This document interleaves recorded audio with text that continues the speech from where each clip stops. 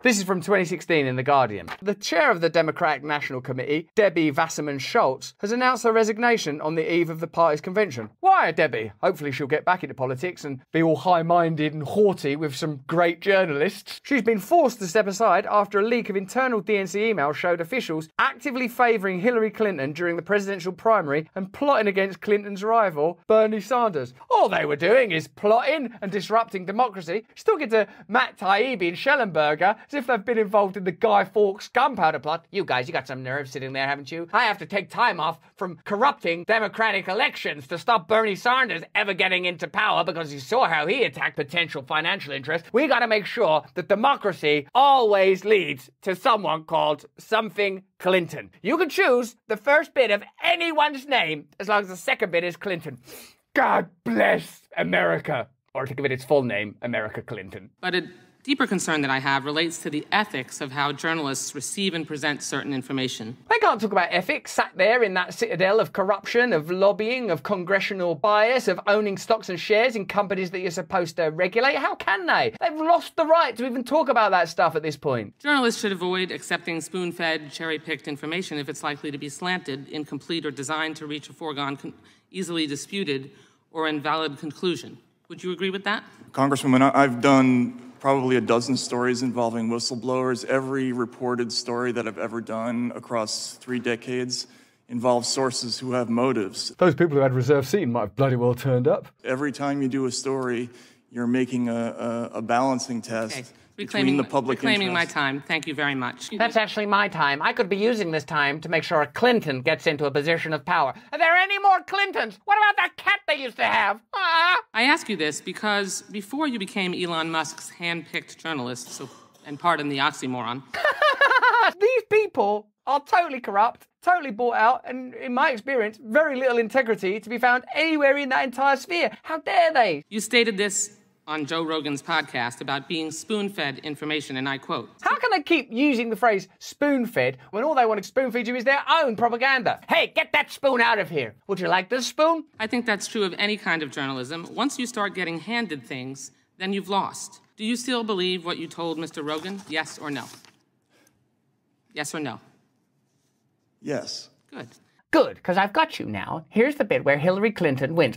Where democracy wins. Now, you crossed that line with the Twitter files. No. Elon Musk, it's my time. Please do not interrupt me. This is my time. How dare you? Right on the middle of my time. My time, Hillary! Elon Musk spoon-fed you his cherry-picked information, which you must have suspected promotes a slanted viewpoint, or at the very least generates another right-wing conspiracy theory. Another right-wing conspiracy theory? Do you mean by right-wing conspiracy theory anything that does not yield to your warped view of centralized authoritarian power? Yeah, that is what I mean. Hold on, let me check with Hillary. Yeah, that is what we mean. You violated your own standard, and you appear to have benefited from it. Before the release of emails in August of last year, you had 661,000 Twitter followers. After the Twitter files, your followers doubled, and now it's 3 times what it was last August. I put it to you, you did this for Twitter followers. You're one of those people that lives for Twitter followers. Why can't you be more like us in Congress that accept lobbying money, that are funded by donors, same as the other party, and that own stocks and shares in the companies we regulate, and still don't have enough Twitter followers? It's an assumption to say that that information has been cherry-picked by Elon Musk. We spoke to Taibbi and Schellenberger and Barry Weiss and other Twitter Files journalists, all of whom seem to me to be brilliant people with deep integrity as journalists. They said that they went through hours and hours and hours and hours of emails, and it was like really boring and hard and difficult, like journalism should be, and then they picked the most salient and relevant things without any intervention from Elon Musk or any other person within his organisation. And if they are cherry-picking, they picked some pretty good cherries, didn't they? Claiming that what Taibbi and Schellenberger and the other great Twitter Files journalists have done is wrong because people like it and need it, almost as if there was a deep craving for truth and integrity. That doesn't mean that they're corrupt. That means that people want the truth. I imagine your Substack readership, which is a subscription, increased significantly because of the work that you did for Elon Musk. Now, I'm not asking you to put a dollar figure on it, but it's quite obvious that you've profited from the Twitter files. You hit the jackpot on that Vegas slot machine to which you referred. That's true, isn't it? I've also reinvested. You've made some. No. No, doesn't matter if you're trying to build a business. Doesn't matter if you're trying to live a life. You shouldn't even be making money. You're not allowed any journalism. I bet that's not even your baseball cap you normally wear. Is it true that you have profited since you were the recipient of the Twitter files? You've made money. Yes or no? I think it's probably a wash, honestly. No, you have made money that you did not have before, correct? No, you made money that you didn't have before. And that's why I win. Because I don't get paid for doing this. I don't even own stocks or shares or anything. I've never been sacked for making sure that Bernie Sanders can't get elected by my own...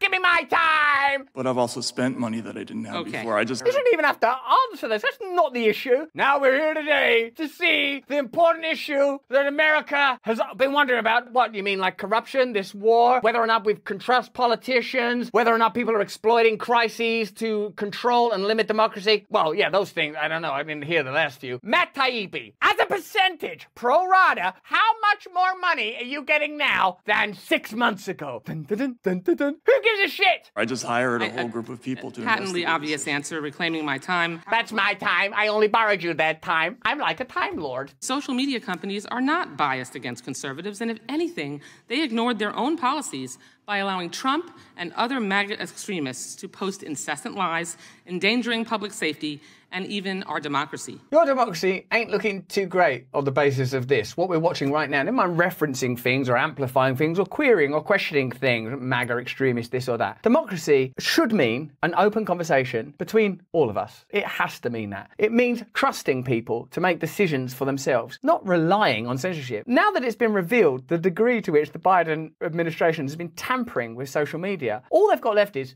well, shut up. Shut up, you. You don't deserve that. How much money do you earn? Trump's worse. Is that all you got? Is that what you're offering? Go home.